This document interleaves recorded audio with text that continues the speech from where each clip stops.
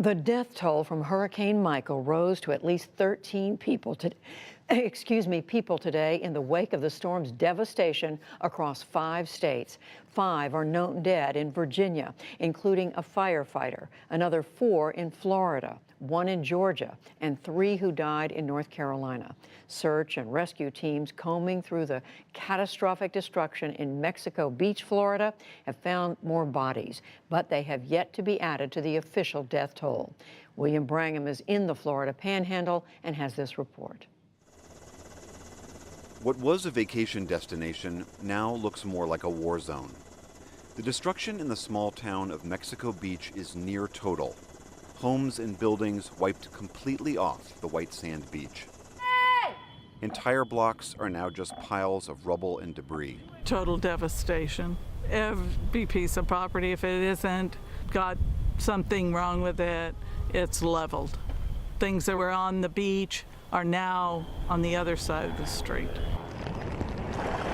Some people here thought they could ride out the storm, but then came winds at 155 miles per hour, driving an enormous wall of water right into town.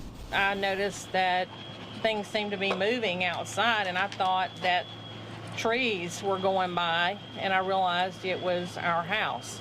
It had been broken off the foundation and was floating around, as were both of our vehicles. Here in Panama City, which is about 20 miles from Mexico Beach, a lot of residents here also chose not to evacuate. Earlier this week, the governor had issued a mandatory evacuation order for this region. But you have to remember that back then, Michael was only a Category 1 storm. That's our laundry room. Corey Clifton Trench was in his house when Michael hit. His grandmother and 10-year-old sister evacuated, but he and his dad stayed. Barricaded my closet, put a chair in there, put a helmet on. Really? I did. I was praying that it would hurry up and in because we didn't have too much longer. We had the bathroom at that end because my room blew off part of it. You were hunkered down in the bathroom the whole time? I thought I was going to get crushed. I thought I was going to die. The back of their house was torn off, as was the roof. They've lost everything. Do you guys have any insurance on this? None. We couldn't get any because the roof was in such bad shape before. So what are you guys going to do? Whatever we can, I guess. Neighbor Terry Stewart was in his home next door when Michael hit. I've stayed through a few of them, but this one was the final one. Why did you decide to stay? I'm curious. We was just going to get rain off of this, and then if it was Category 3 or less, I was staying.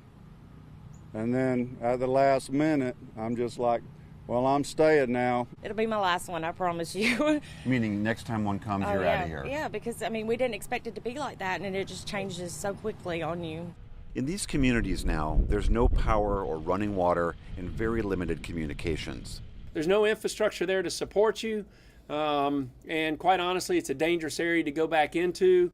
FEMA Administrator Brock Long said crews are moving food, water, and other supplies into the area, but he had some strong words for those who chose not to evacuate. It's frustrating to us because we repeat this cycle over and over again. Long said he expected the death toll to climb as crews finally begin reaching the hardest hit communities. It's not the wind blowing them apart, it's the ocean and crashing waves going in, and very few people live to tell what it's like to experience storm surge. And unfortunately in this country, we seem to not learn the lesson. After hitting the Florida Panhandle, the remnants of Michael caused deadly flash flooding across North Carolina and Virginia overnight before heading out into the Atlantic Ocean today. Today, our state begins recovering from yet another storm. North Carolina Governor Roy Cooper said rescue crews were working around the clock. This coming just a month after Hurricane Florence struck the eastern part of his state. During Michael, we saw rain totaling almost 10 inches in Allegheny County and most things in between. This morning, nearly 500,000 North Carolina homes and businesses are without power. Back in Panama City, people are starting to put their lives back together. They're glad to be safe, and to a person, everyone told us that this is the last hurricane they'll try to ride out. And William joins me now. So, William, you are now in Panama City. That's close to where the hurricane came ashore. Tell us what you're seeing there.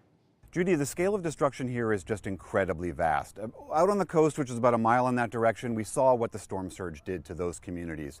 That wall of water just ripped buildings right off their foundations. Further inland, which is where we are right now, the destruction is much more vast. It's over a much bigger area, and it's largely the wind that brought down these trees. Everywhere we go, we see trees that have come down. They've pulled power lines down. They've damaged people's houses. I mean, the street behind me right now is probably the clearest road we have seen all day long. You can probably hear chainsaws behind me. Everyone is working to try to clean their house as best they can, put a tarp on the roof if the rains come again. But basically, nobody has water, nobody has power, the grocery stores are closed, the gas stations are closed. So how long residents here can keep living like this is not clear, but they have months and months before anything gets back to normal here. And what about the relief effort? Are there enough rescue recovery people there in the area? Well, right now, Judy, there are plenty of rescue crews. We've seen ambulance, fire, police, we've seen FEMA, we've seen a lot of volunteer, we've seen the Cajun Navy, those folks are here as well. So one of the biggest issues is that they're just because of all these trees are down, they basically need 1 million chainsaws to come into this area, clear those trees out, and only then can they start to reestablish power.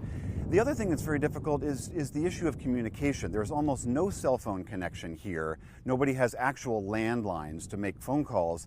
And so a lot of people that we know of who live outside of this area, they have friends or family or loved ones who were here during the storm. The minute the power went out, the minute the cell phone towers got knocked out, they lost that communication. So there's just a great deal of confusion. People have been asking us all day, what can we tell them about what it's like in the next town over? Where can they find power? Where can they find gas? So people are just confused as to whether their loved ones are okay, where to go, what to do. William, we heard from FEMA Administrator Brock Long today. He was expressing disappointment that more people hadn't evacuated. Are you getting a sense of why people chose to stay? There are a lot of reasons why people didn't evacuate. One, the Florida Panhandle hasn't seen a storm like this in a very, very long time. So residents here simply don't have an experience with that kind of a storm. Secondly, it's important to remember that Tuesday morning, this was a Category 1 storm. And almost overnight, that turned into a near Category 5 storm. So by the time people finally decided maybe that they should go, it might have been too late for them. And that rapid intensification of a hurricane has become something we've seen more and more of recently. We've seen 3, 4, 5 storms like that in the past year, most notably Maria that destroyed Puerto Rico. And this intensification is caused by a lot of factors, but one of them is warmer Gulf waters. If a storm can get over a warmer body of water, it will rapidly accelerate. And that's what we saw here. And this is what climate change models have always predicted, that as waters warm, these kinds of storms will intensify. And so obviously the problem we have here is that more people are moving to the coast, and now we know we are going to have more of these intensifying storms. There's a conflict there. William, thank you. William Brangham reporting for us from the Florida Panhandle. Thanks, Judy.